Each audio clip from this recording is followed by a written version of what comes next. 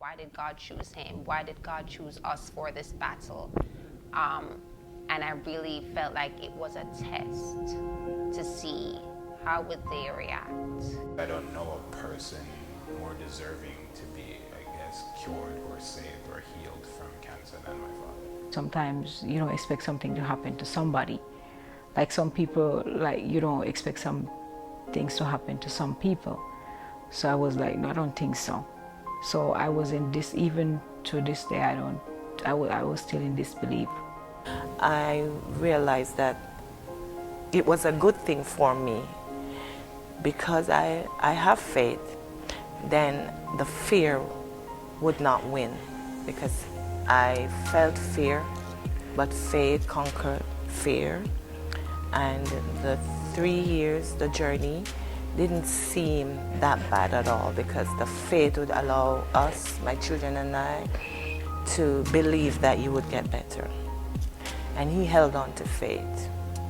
And his faith encouraged us to be strong.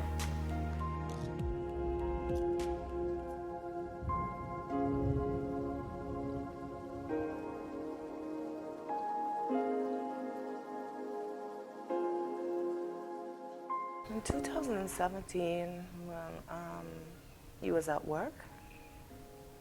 He was complaining of abdominal pain.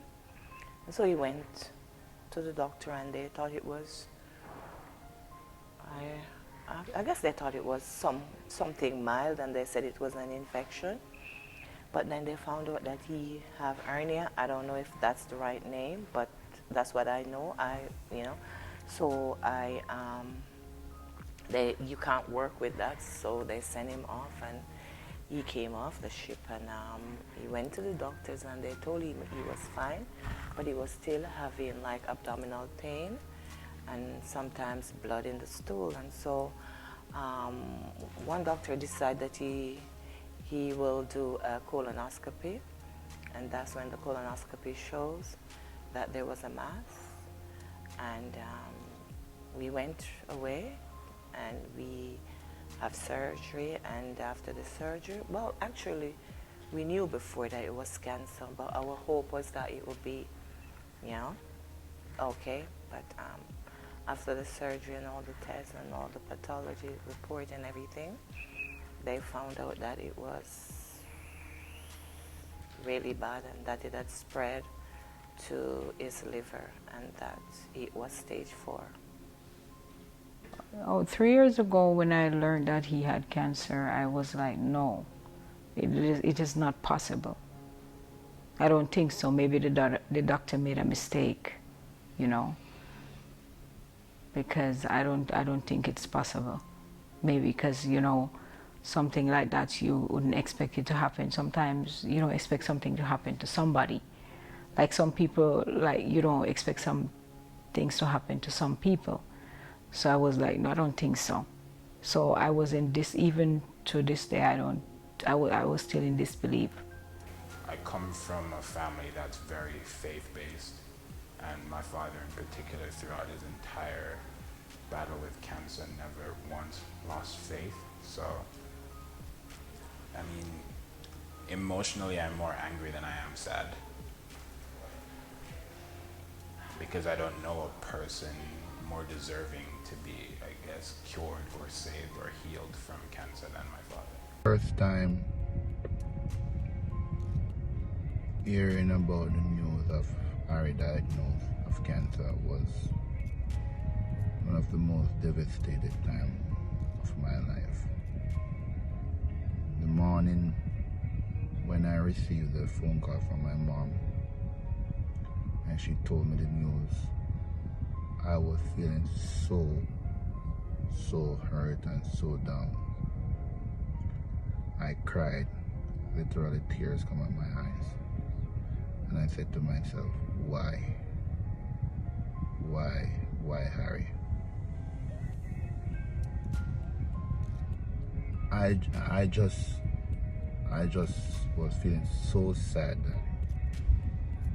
that day. I didn't know what to do. I was thinking, so much was running through my mind. what is going to happen to him, or how we going to go about dealing with the situation that happened to him. During the whole process of Harry going through his cancer treatment, when he started his treatment, the whole process of him going through the treatment, he was always have a positive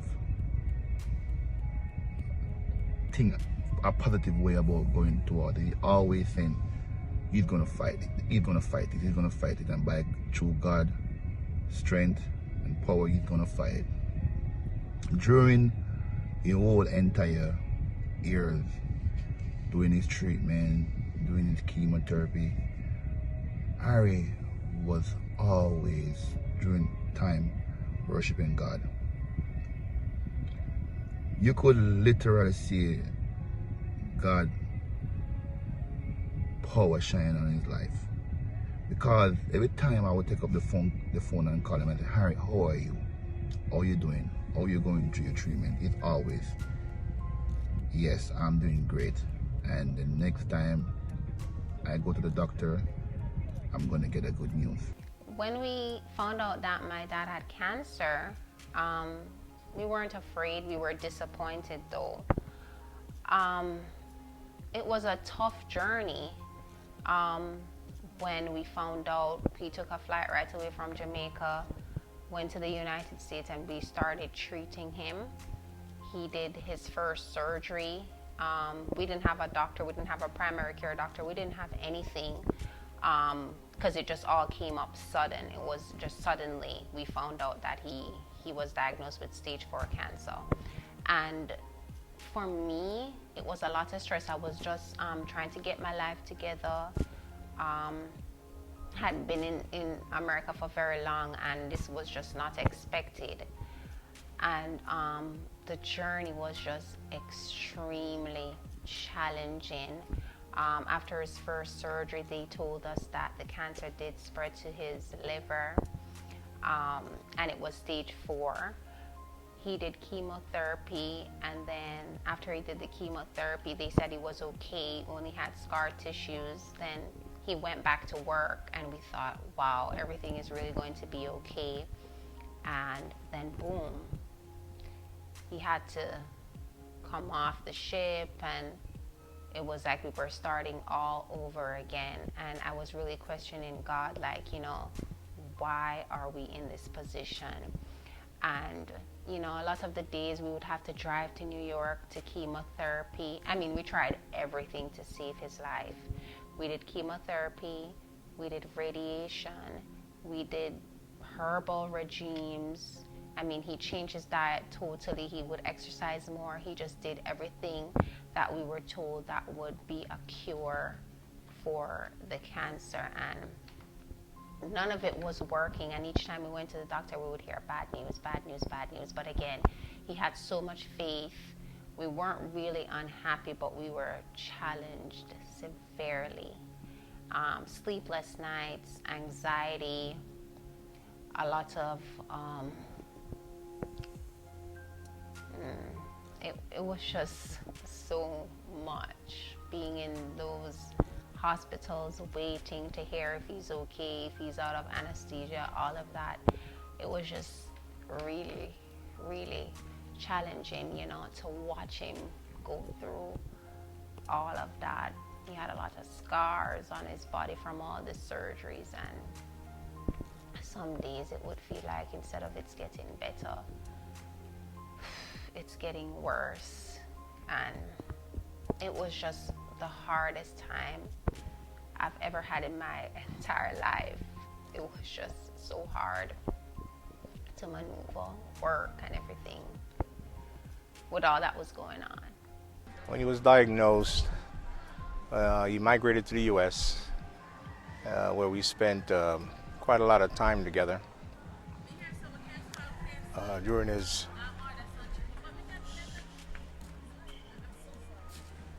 treatment, I have the pleasure of many opportunities of,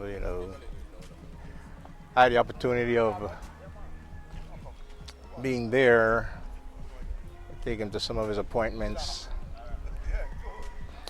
We've had many conversations at different times about life and his belief. I actually have 4 brothers, and we don't have that relationship, that close relationship. Harry literally came into my life, as I said, as a big brother. He would never lose an opportunity to give you an advice. He would never lose an opportunity to show his love and his kindness towards you. And this is even without, giving you something that's material. It's more the things that are immaterial that I'm referring to. Yes. I remember when, just to give a quick example, when Tanya and I were moving to Kingston, he was one of those calming influences that just came over. My mom was crying like crazy, and he just came over to me and, held me on the shoulder and said, "Hey, come on, listen. You are doing the right thing. Don't worry about Miss Cherry. We will take care of Miss Cherry." That's what he said to me, and that kind of helped me to calm down a bit. And as I said, for me, that's a big brother. That's a big brother relationship that I never had with my real brothers. Even through the storm, even through his situation, what he's going through, what we call him, he'll always be there for us. He will just pray. Even though he needs prayer, he will just see your situation and try to assist you in his way. Going through this for real, my faith has been tested. But then I know faith is faith. And you cannot change faith to please yourself. And then I realized that even though my faith is being tested or has been tested, I realized that it was a good thing for me because I have faith. Then the fear would not win because I felt fear, but faith conquered fear. And the 3 years, the journey, didn't seem that bad at all because the faith would allow us, my children and I, to believe that you would get better. And he held on to faith. And his faith encouraged us to be strong. So we were like a family. We believe, we trust God. And I never thought my husband would die because of his faith. But our plans is not God's plan. And so the journey wasn't bad because we always felt that he was going to get better because we have faith. When I heard that he have cancer, I started to pray, and I went to church and I asked for prayers for him. It took a hold on me because I never expect that because I wasn't looking for that. So it took me a little while to come to myself to realize that he took down sick in that sense, to never know that he will have like cancer. And so when he told me, it broke my heart. I cry. And then I try to encourage myself to say that I have to accept this now. And I know that I have to go to live with something like this for my brother. But when I'm looking into it, I say, God is a miracle working God.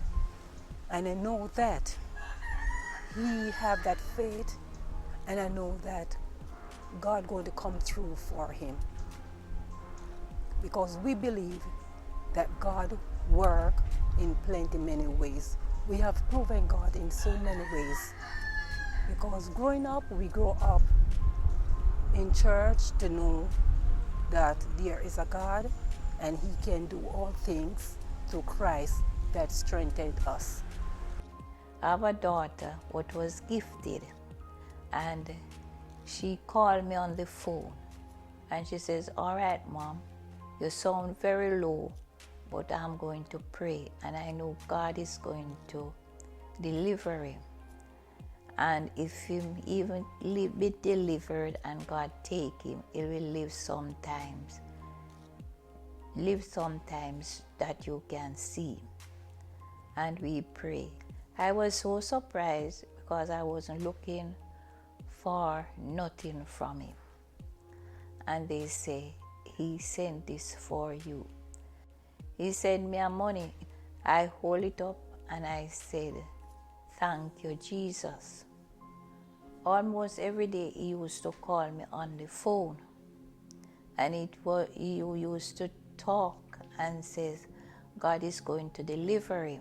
We have a lot of things in common and we talk about a lot of things. Because before he come down, while he's sick, I was asking him, say, "Harry, I'm back home now." And because of the COVID, I need to get something going. Because you know that I used to do like buy stuff and sell to help to take care of my family. And Harry gave me an idea and said, "Angie, you know what you can do? You can raise some chickens." I think that is a good idea because that will be more fast going for you. And I turned to Harry and said, "Harry, you know, so that is a very good idea. I'm going to go ahead and do it." And I have those chicken into the coops. I'm looking after them. When he got here, I was so happy to see him. But when I see him, my heart was broken. My faith was definitely tested throughout this journey. I had faith to the end. I didn't think my dad was going to die. I didn't believe it. I don't believe reports of doctors. I believe the report of the Lord because we are people of faith. But this has definitely taught me that even though you have faith, some things are inevitable. They can happen.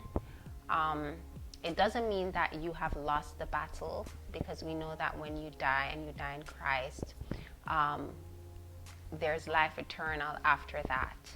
And so I would say I have mixed feelings.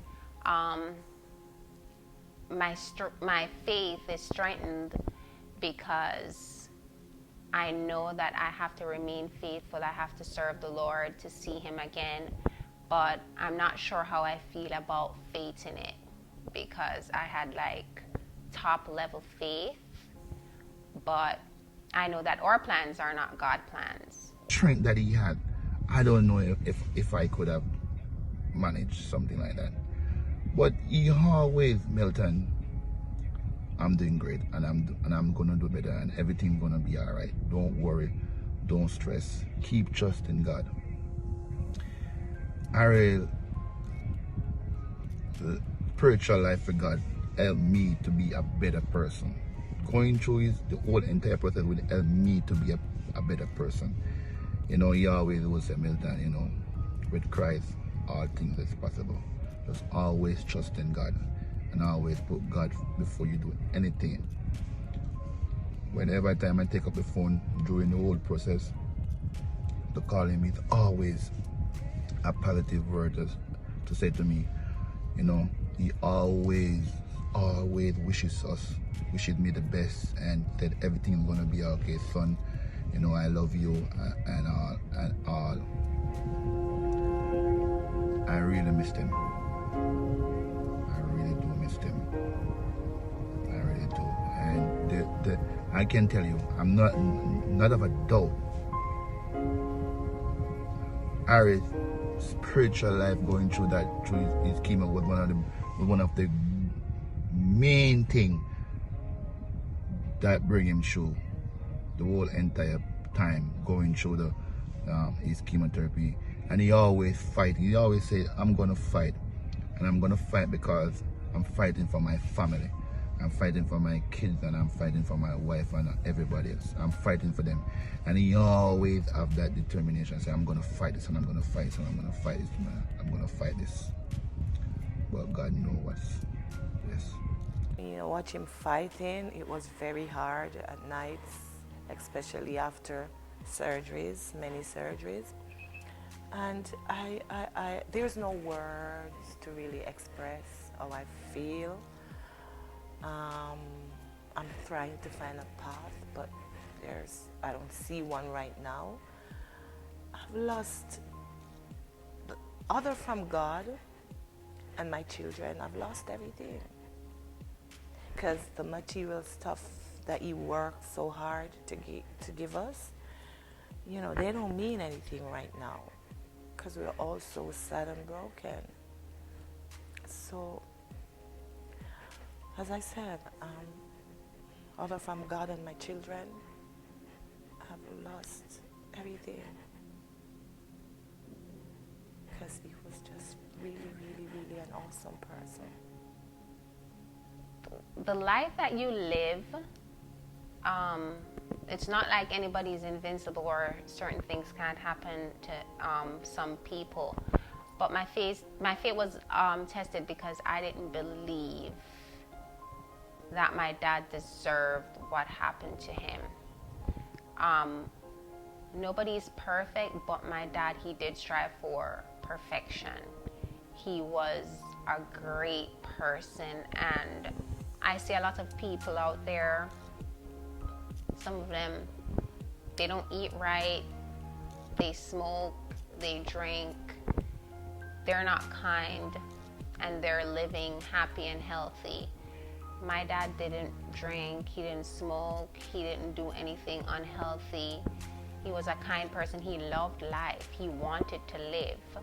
And so I believe that I would say, why him? Why did God choose him? Why did God choose us for this battle?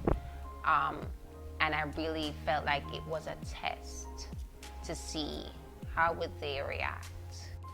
A lot of what he stood for, like, it was instilled in me, but now that he's not here, I feel like I need to carry on that legacy. I need to be the person he wanted me to be. I need to become him, so to speak. Even through your times when you were going through your sickness, you ensured that my daughter was okay.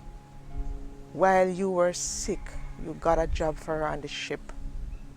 And every day you would call, is my okay? Miss Laura, my okay? What is going on? Each step of her journey, each step of her way. And I remember just before they closed the borders, she came home 2 days before. And when she came, I called you and told you that she came. And you said to me, tell Moya to get in contact with the office immediately. Tell her to go and do her medical and get in contact with the office immediately. Don't let them call her. She called them. And I cherish those things because I have no one as a family who would really look out so much to do so much for someone who is not really a part of their family. You took the time out. You took the time out to do that, and I'm so grateful. Moya didn't get a chance to see you in the end at the church, but I know she holds a special place in her heart for you. She cried, she wept when she realized she could not have seen you. And I know right now, wherever she is right now, she still thinks about you. And she told me that she will make you proud. Even in your death, she will make you proud. Whenever she goes back on the ship, she will make you proud.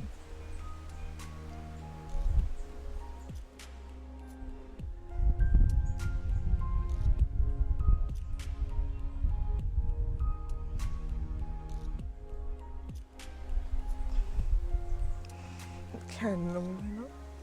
I can't do no more. I can't no more. Come on.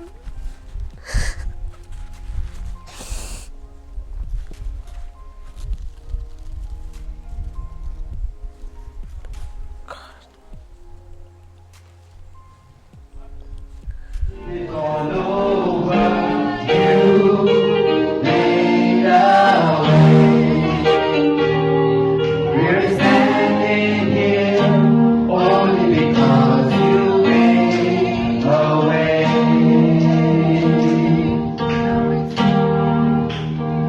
Said you move mountains, you cause walls to fall with your power. Perform miracles, there is nothing that's impossible. We're standing here only because you made a way. I believe, I believe, I believe, I believe. Come on, let your feet get heavy. Let's go, come on. I go. Somebody make some noise in here. Jehovah, you, I trust in you. Oh Lord, Jehovah, you, I trust in you. Enough.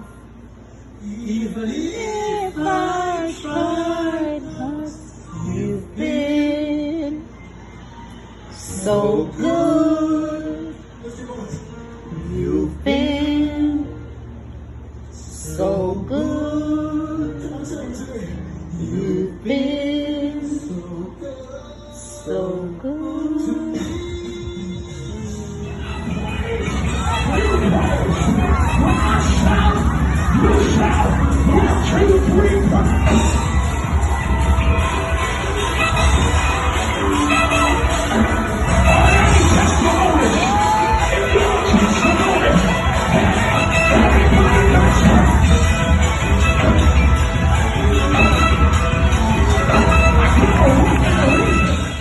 Happy birthday to you and many more. Are you one? Are you none? Are you zero? Alright, see that fruitcake, you know, you can't take a slide away from one.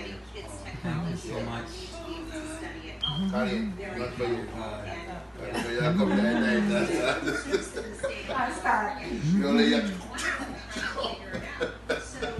It's truly amazing. Thank you guys. Today was a great day. Okay, 9:30. I had a great meal today cooked by my wife, Carlene. Some breakfast in the morning. Callaloo and saltfish and fried plantain.